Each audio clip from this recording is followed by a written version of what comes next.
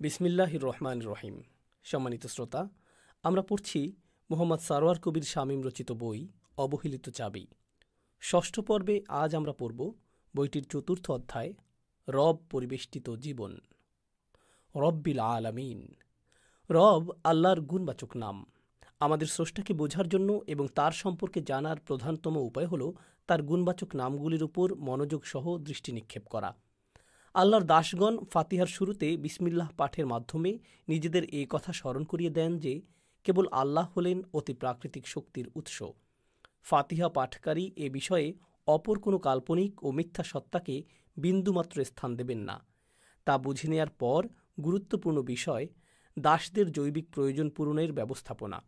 দাসদের জন্য এটি আনন্দের বিষয় যে জৈবিক প্রয়োজন মেটানোর জন্য তাদের ভিন্ন কোনো শক্তি বা সত্তার নিকট ধর্ণা দিতে হবে না। এর পুরোটিই সে মহান রবের করুণা, ব্যবস্থাপনা ও দায়িত্ব। অর্থাৎ যিনি আল্লাহ তিনি রব তথা সব ধরনের বৈষয়িক প্রয়োজন পূরণকারী। ইন্না রব্বাকুমুল্লাহ। প্রকৃতপক্ষে আল্লাহ তোমাদের রব।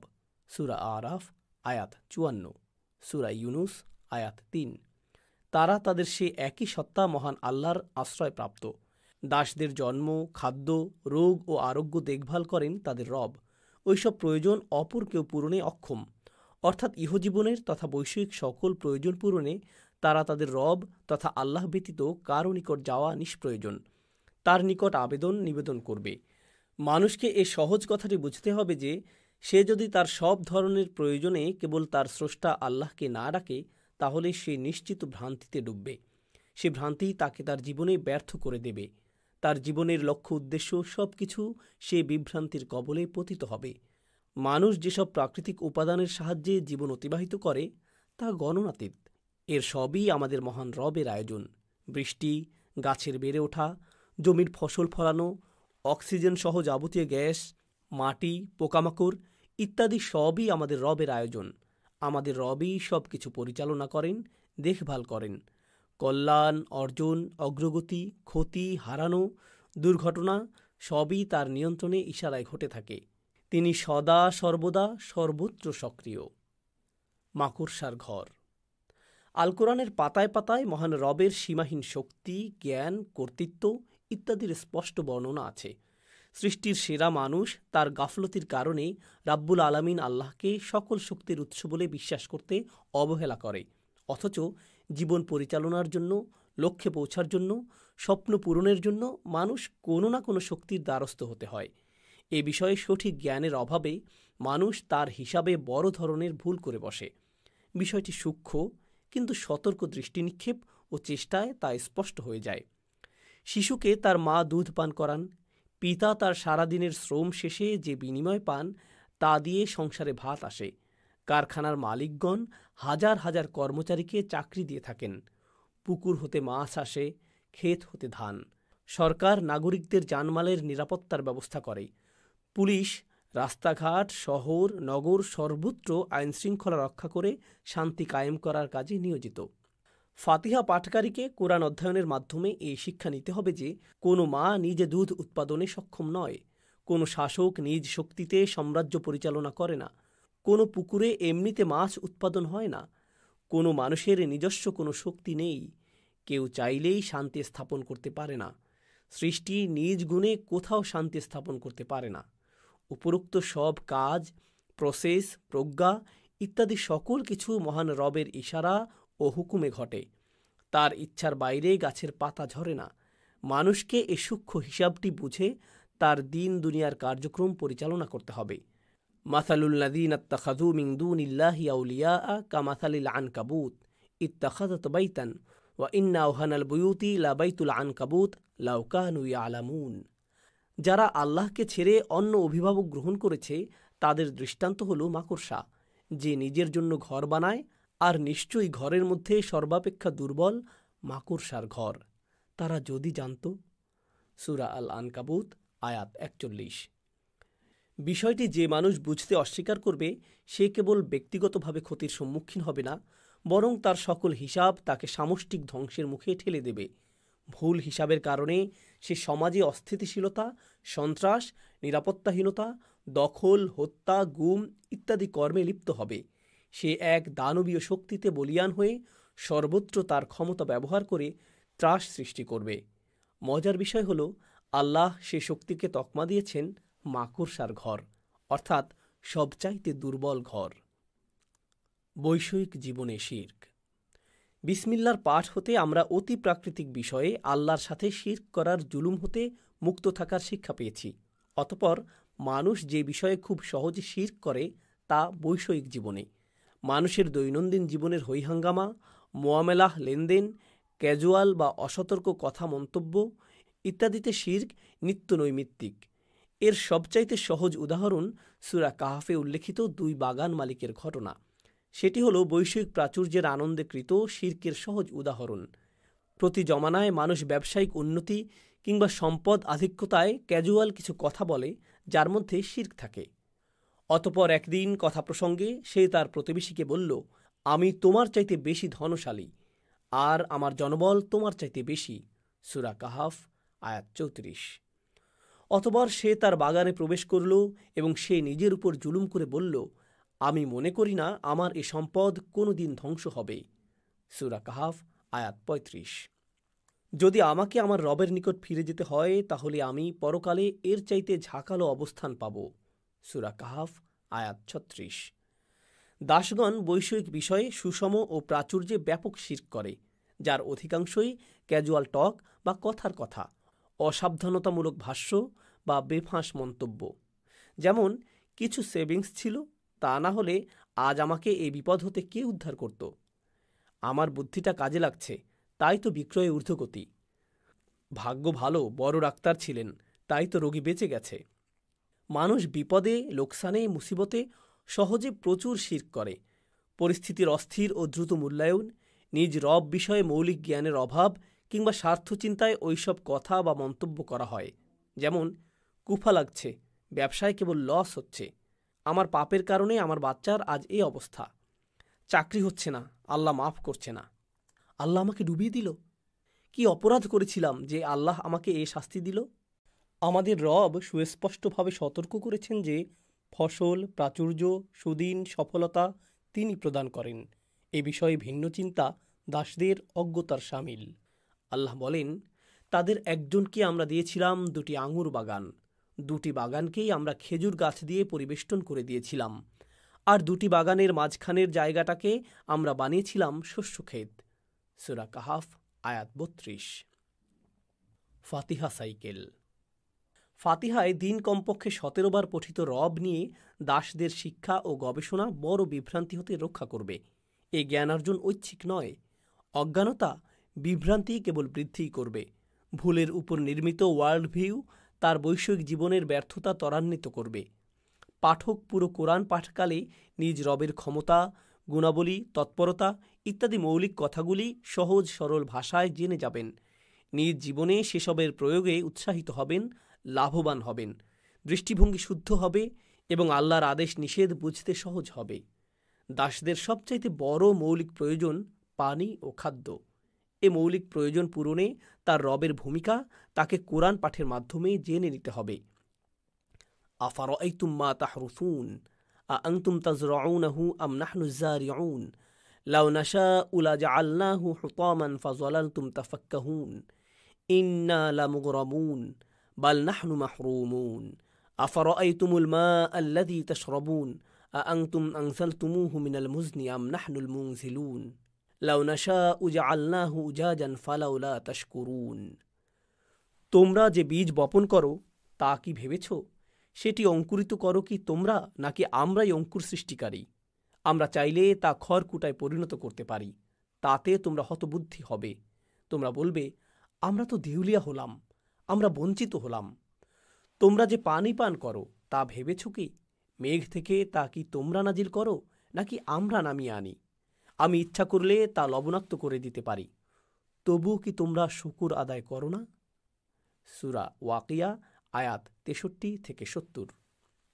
ফাতিহা এবং তার ব্যাখ্যা পুরো কোরআন পাঠককে মাটির উপর সংঘটিত বিষয়ে রহস্যের জট খুলতে সাহায্য করবে। মাটি হতে সৃষ্ট মানুষ মাটির উপর সংঘটিত বিষয় যত বুঝবে, যত শুদ্ধভাবে বুঝবে, তার চিন্তা চেতনা তত স্বচ্ছ হবে, তা প্রতিবিম্বিত হবে তার কথা, কাজে, অভিব্যক্তিতে। তখন সে বাগান মালিকের মতো ধ্বংসাত্মক কথা, আত্মঘাতী ক্যাজুয়াল টক চর্চা করবে না। মানুষ আরও জানতে পারবে যে পৃথিবীকে সঠিক পরিচালনার নিমিত্তে অপর সকল সৃষ্টির অবতারণা। ক্ষুদ্র ও বড় বিষয়। স্রষ্টা তথা আমাদের রব মহান আল্লাহ মানুষকে উন্নত ও বুদ্ধিমান জীব হিসেবে সৃষ্টি করেছেন।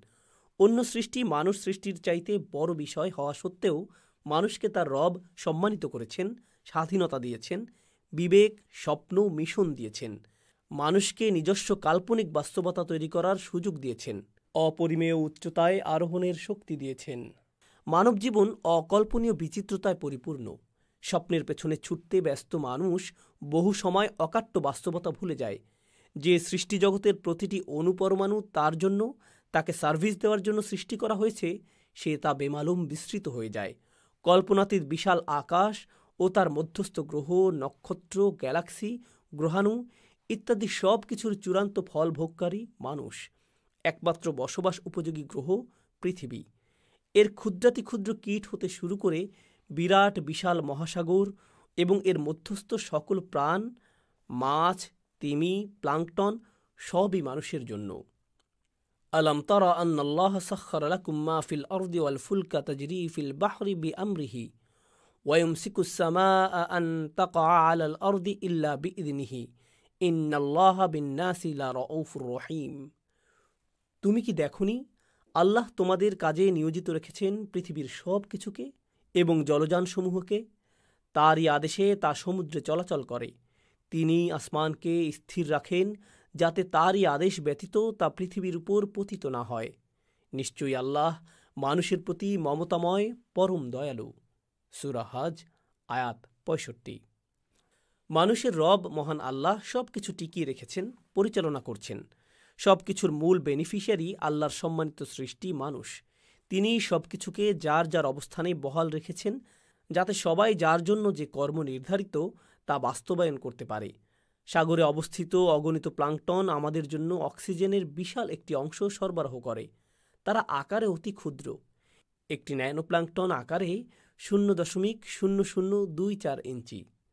সবাই যার যার দায়িত্ব পালন করছে যাতে সম্মানিত সৃষ্টি মানুষ তার দায়িত্ব কর্তব্য পালনে বাধাপ্রাপ্ত না হয়, কোনো কিছুর কমতির প্রশ্ন তোলার সুযোগ না পায়, দাসত্বের কাজে কোনো প্রয়োজনীয় টুলসের অভাব অনুভব না করে। স্বপ্নের পেছনে অবিরত ছুটতে থাকা মানুষ যদি মাঝে মাঝে নিজ রব রহমানুর রহিমের প্রতি আকৃষ্ট হয়ে কোরআন অধ্যয়ন করে, তাহলে সে বহু অপ্রিয় কিন্তু অতি প্রয়োজনীয় সত্য জেনে যাবে। যে সত্য জানলে তার স্বপ্ন পূরণ সহজ হবে, তার জীবনের লক্ষ্য উদ্দেশ্য অর্জনে অগ্রগতি হবে, সে কল্পনার জগৎ হতে বাস্তব জগতে ফিরে আসবে। তাকে যে বাস্তব জগতে ফিরে আসতেই হবে। দায়িত্ব পালনে ব্যর্থ মানুষকে তার রব মৃদু ধমক দিয়ে স্মরণ করিয়ে দেন, ইয়া আইয়ুহাল ইনসানু মা গররাকা বিরব্বিকাল কারীম আল্লাযী খলাকাকা ফাসাওয়াকা ফাআদালাক ফি আইয়ি সূরাতিন মা শাআ রাক্কাবাক। হে মানুষ, কোন জিনিস তোমাকে তোমার রবের ব্যাপারে ধোঁকায় ফেলল? যিনি তোমাকে সৃষ্টি করেছেন, তোমাকে সুগঠিত করেছেন ও সুসামঞ্জস্য করেছেন। যেই আকৃতিতে চেয়েছেন তিনি তোমাকে গঠন করেছেন। সূরা ইনফিতর আয়াত 6-8। উদ্দেশ্যহীন ও অপচয়মূলক কাজে ও তৎপরতায় সময় ব্যয়, অর্থ সম্পদ খরচ, লোভে অন্ধ হয়ে প্রতারণার ফাঁদে সর্বস্ব হারিয়েও মানুষ তার রবের কথাকে মূল্য দেয় না। তাই তার রব হুঁশ ফিরিয়ে আনতে মানুষকে কড়া বাস্তবতার দিকে দৃষ্টি আকর্ষণ করেছেন। কাল্লা লাম্মা ইয়াকদি মা আমারহ ফালইয়ানজুরিল ইনসানু ইলা তাআমিহি আন্না সাবাবনাল মাআ সাব্বা সুম্মা শাকাকনাল আরদা শাক্কা ফাআম্বাতনা ফিহা হাব্বা। কখনো নয়, তিনি তাকে যে আদেশ দিয়েছিলেন সে তা পালন করেনি। মানুষ নজর দিক তার খাদ্যের দিকে। কি চমৎকারভাবে আমি পানি বর্ষণ করেছি, বিশেষভাবে জমিনকে বিদীর্ণ করেছি, পরে তাতে উৎপন্ন করেছি শস্য।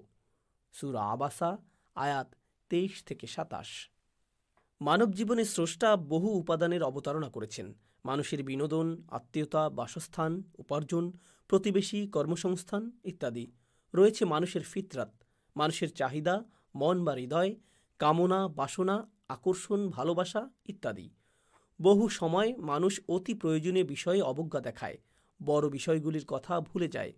ওইসবের স্থান দখল করে অপেক্ষাকৃত হালকা বিষয়, ঠুনকো আনন্দ ইত্যাদি। আল কোরআন অধ্যয়ন করলে মানুষ অর্গানিক প্রয়োজন, বাসনা, কল্যাণকর কামনা, প্রকৃত আনন্দ, জীবনের মূল্যবান লক্ষ্য ইত্যাদির সন্ধান পাবে। ফলে সে অপচয় ও উদ্দেশ্যহীন কিংবা অমূলক কাজে সময় ও সম্পদ ব্যয় হতে সাবধান হবে। তার পবিত্র লক্ষ্য উদ্দেশ্যের পেছনে শ্রম দিয়ে কাজ করে আনন্দ পাবে। ক্রমান্বয়ে সে সফলতার দ্বার প্রান্তে পৌঁছে যাবে। বৈষয়িক বিপদ দূরীকরণ। মানুষ দৈনন্দিন জীবনের কঠিন সময়ে তথা বৈষয়িক বিপদে কেবল তার রব মহান আল্লাহকে ডাকবে। সেটিই মানুষের ফিতরাত।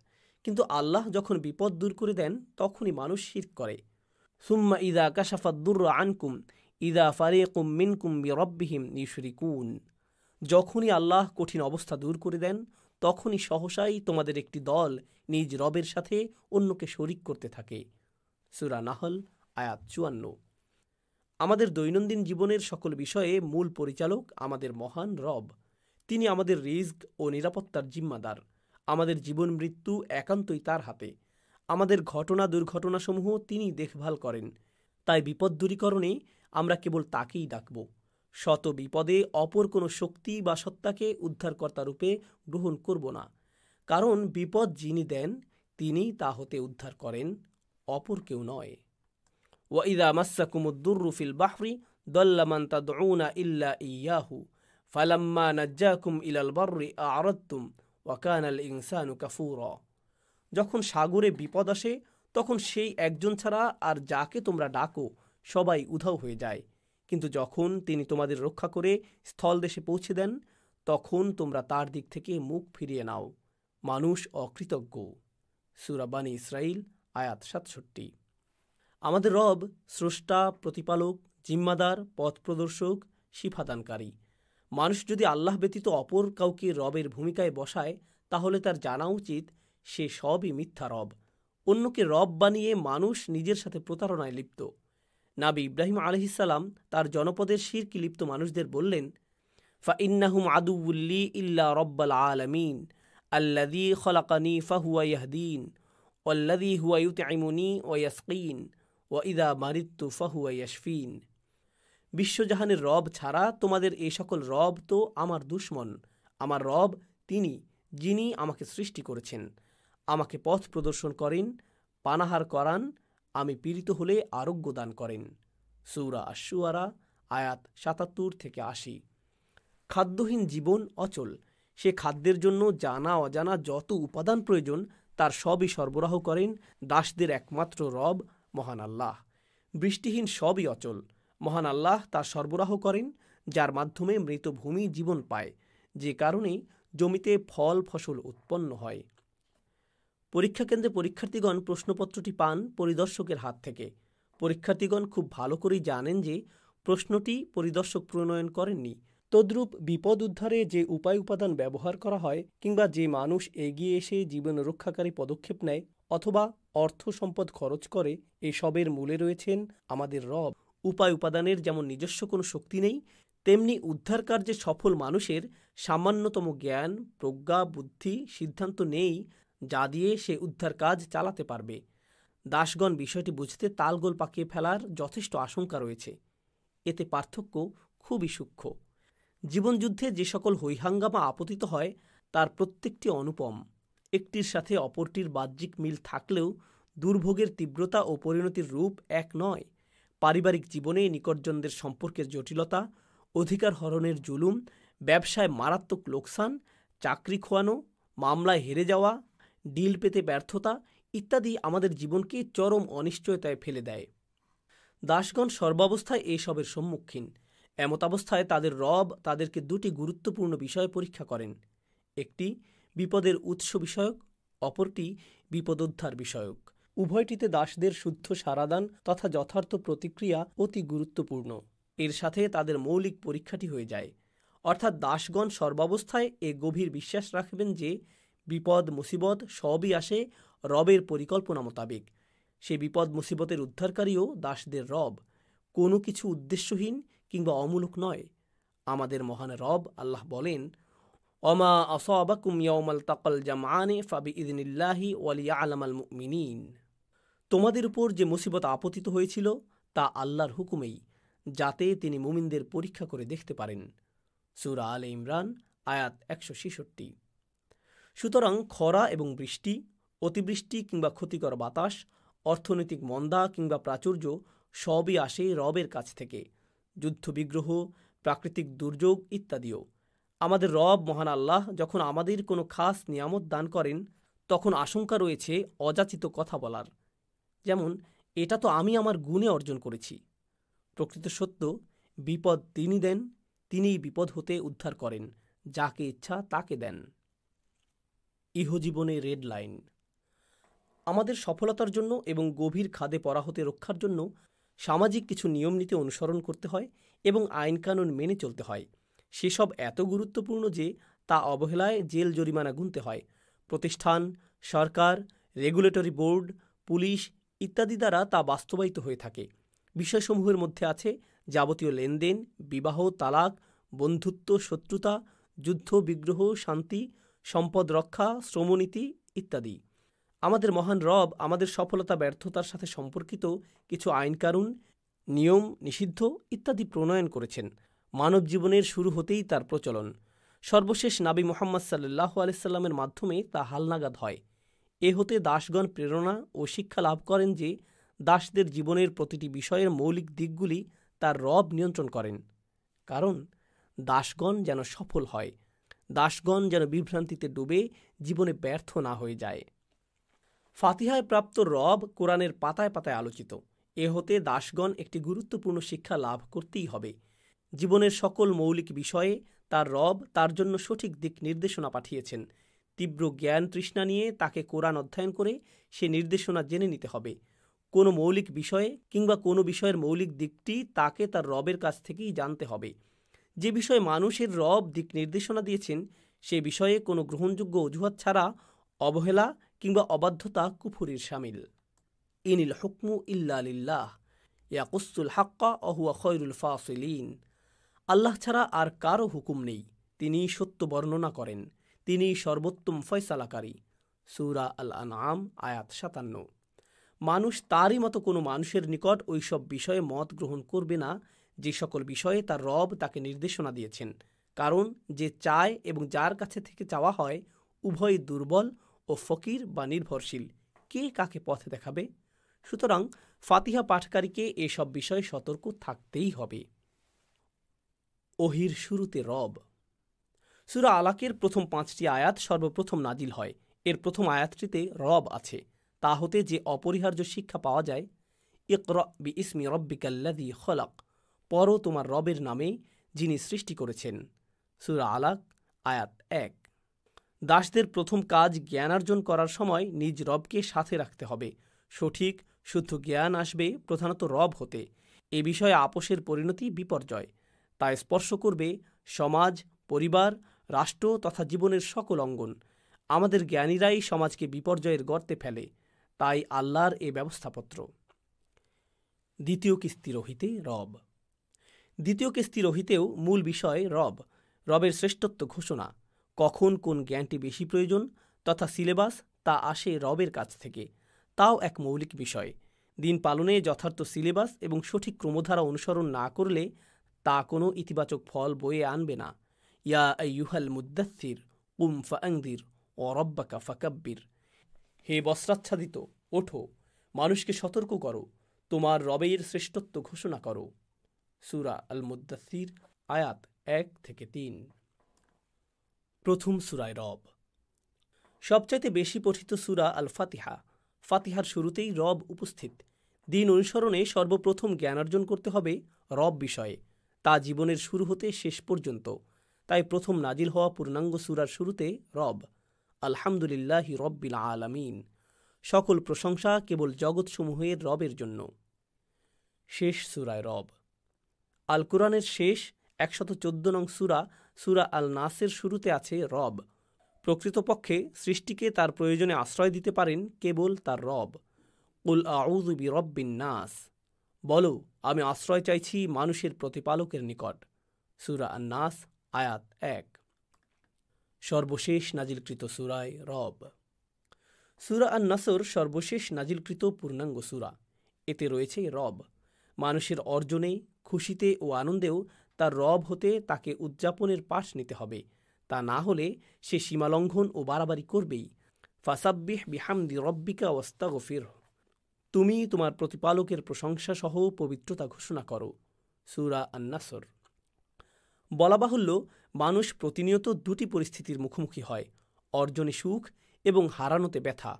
সৃষ্টির সেরা ও সম্মানিত মানুষ যদি তার রব নির্দেশিত উপায়ে তার অর্জনে সুখ উদযাপন করে, তাহলে তার কষ্টার্জিত অর্জন ও আনন্দ একটি সুন্দর পরিণতির দিকে ধাবিত হবে বলে খুব আশা করা যায়। বিপরীত চিন্তা তার সকল অর্জন ধুলায় মিশিয়ে দেবে। ভূপৃষ্ঠে নিজ অধিকার বলে বসবাসরত অপর সৃষ্টির জীবনকে জাহান্নাম বানিয়ে দেবে। পরিশেষে পরিণতির চূড়ান্ত ধাপে নিজের জন্য অপমান, লাঞ্ছনা, ধ্বংস ও আগুন খরিদ করবে। তাই দাসগণ বড় অর্জনে উদযাপন বিষয়ে নিজ রব হতে শিক্ষা সম্মিলিত পাঠ পেয়ে নিজেকে রক্ষা করবে। অধিক পঠিত 10 সূরায় রব। আল কোরআনের সর্বাধিক পঠিত সূরাগুলির মধ্যে প্রথমে আছে আল ফাতিহা, অতঃপর আছে শেষ 10টি সূরা। সূরা ফিল। ক্ষমতার চূড়ান্ত অপব্যবহার বিষয়ক সূরা ফিলে পরিণতির উল্লেখ রয়েছে। আলাম তারা কাইফা ফাআলা রব্বুকা বিআসহাবিল ফিল। তুমি কি দেখনি তোমার প্রতিপালক হস্তি বাহিনীর সাথে কি আচরণ করেছে? সূরা ফিল, আয়াত 1। ইতিহাসের বিভিন্ন পর্যায়ে ক্ষমতাপ্রাপ্ত মানুষ ভুল জ্ঞানের কারণে কিংবা ক্ষমতার গরম সহ্য করতে ব্যর্থ হওয়ায় ধ্বংসাত্মক আচরণ করে দুনিয়াতে ত্রাস তথা ফাসাদ উপহার দিয়েছে। তাদের পরিণতি উল্লেখপূর্বক মালিক তার সম্মানিত সৃষ্টি মানুষকে হুঁশিয়ার করে দিয়েছেন। প্রথম আয়াতেই রবের সতর্ক বার্তা, পরিণতির ভয়াবহতা। সূরা কুরাইশ। ইহজীবনে মানুষের জীবিকা তথা রিজিক শরিয়ায় দ্বিতীয় গুরুত্বপূর্ণ বিষয়। ফালিয়াবুদু রব্বা হাযাল বাইত। অতএব তারা যেন এ ঘরের রবের দাসত্ব করে। সূরা কুরাইশ, আয়াত 3। মানুষকে অতি গুরুত্বপূর্ণ বিষয় স্মরণ করিয়ে দেওয়া হচ্ছে। যেহেতু মানুষের রিজিকের যোগান দেন এককভাবে তারই রব, সুতরাং তাদেরকে এককভাবে তাদের রবেরই দাসত্ব করা উচিত। এ ব্যাপারে আপোষ কারো জন্য কোনো লাভ বয়ে আনবে না। সূরা কাউসার। সমাজ জীবনে আমাদের পারস্পরিক হিংসা, বিদ্বেষ, অভিশাপ ইত্যাদি অনিবার্য কিন্তু ক্ষতিকর এবং অস্থিতিশীলতা উদ্রেককারী। প্রিয় নবী সাল্লাল্লাহু আলাইহি সাল্লাম যখন তার পুত্রদের হারিয়ে ফেলেন, তখন সমাজের নেতৃস্থানীয়রা তা বলে উদযাপন করেছিল, মুহাম্মাদের বংশে বাতি জ্বালানোর কেউ থাকল না, আবতার। এর বিপরীতে স্বয়ং আল্লাহ এগিয়ে আসলেন, ফাসল্লি লিরব্বিকা ওয়ানহার। অতএব তুমি নিজ রবের জন্য নামাজ পড়ো ও কোরবানি দাও। সূরা কাউসার, আয়াত 2। ইহকালীন সামাজিক উপসর্গগুলি মানুষের জীবনকে দুর্বিষহ করে তোলে। এর সবই আমাদের রবেরই আয়োজন। এখানে দুপক্ষ জড়িত, জালিম ও জুলুমের শিকার। উভয়কে রক্ষার সবক এই সূরায় দেওয়া হলো। জালিমকে মিথ্যা প্রমাণের জন্য স্বয়ং রব এগিয়ে আসলেন, তার দুষ্ট ও নাপাক চিন্তার উপর সত্যের আঘাত হানলেন। আর জুলুমের শিকার মানুষকে আল্লাহ অনেক বড় উপহার দিয়ে সান্ত্বনা দিলেন। সূরা ফালাক। মানুষ একমাত্র তার রবকে জীবনের নিরাপত্তা, স্থিতিশীলতা ও প্রশান্তির উৎস বলে বিশ্বাস করবে। ফলে মানুষ কোনো সৃষ্টিকে সে পদে অধিষ্ঠিত করবে না। কুল আউযু বিরব্বিল ফালাক। বলো, আমি ভোরের রবের আশ্রয় গ্রহণ করছি। সূরা ফালাক, আয়াত 1। মানব জীবনে দুর্বলতার যে আধিক্য, তা মানুষকে সর্বদা নকল প্রভু, ভুয়া রক্ষাকর্তা, মিথ্যা সাহসদাতা, জাল উদ্ধারকারী ইত্যাদির দিকে ঠেলে দেয়। অপরদিকে আছে ভিন্ন অভিনেতা ও অভিনেত্রীগণ, জিন ভূত তাড়ানোয় বলিয়ান। এটি পুরো দুনিয়ায় $1 বিলিয়ন ইন্ডাস্ট্রি। হাজারো আদম সন্তান এর ফেরি করে জীবিকা নির্বাহ করে। পুরো বিষয়টি সূরার প্রথম আয়াত ও অবশিষ্ট আয়াতে স্পষ্ট করা হয়েছে। ফাতিহা পাঠকারী তার রবকে পুরো কোরআনে খুঁজে পাবে, কোনোভাবেই তা উপেক্ষা সম্ভব নয়। আল কোরআনে প্রায় 1000 বারের কাছাকাছি রব শব্দটি উল্লেখ হয়েছে। প্রতি 2 পৃষ্ঠায় গড় উপস্থিতি 3 বার। ফাতিহা পাঠক সলাতে যখন রাব্বুল আলামিন আয়াতটি তেলাওয়াত করে, তখন তার উচ্ছ্বাস, উদ্দীপনা, আবেগ তাকে আন্দোলিত করবে। তদ্রূপ তার অভাব, অভিযোগ, বিয়োগ, ব্যথা, অপ্রাপ্তি, দুঃখ, ভীতি, তার উপর কৃত জুলুম ইত্যাদিও তাকে সান্ত্বনা ও সাহস দেবে, আশা দেবে, সর্বোপরি তাকে কৃতজ্ঞতা চর্চা শেখাবে। ফাতিহা পাঠ তাকে কৃতজ্ঞ হওয়ার মন্ত্র উপহার দেবে। তখন সে হবে পৃথিবীর সবচাইতে দামি ব্যক্তি। কারণ মানব জীবনে সবচাইতে অসুখী ব্যক্তি সে, যার মন কিছুতেই তৃপ্ত হয় না। অকৃতজ্ঞ মানুষ সর্বদা অভাব অভিযোগের মধ্যে ডুবে থাকে। তা দূর করে প্রশান্ত, স্থির ও কৃতজ্ঞ বানাতে পারে ফাতিহা। অকৃতজ্ঞতা কুফরি। আল্লাহ ভালো করেই জানেন তারা আল্লাহকে ছেড়ে কাকে ডাকে। তিনি আল আজিজ, আল হাকিম। আমরা যেন আমাদের রবকে সঠিকভাবে চিনতে পারি এবং কৃতজ্ঞ হতে পারি। আল্লাহ আমাদেরকে সে তৌফিক দান করুন। আমিন।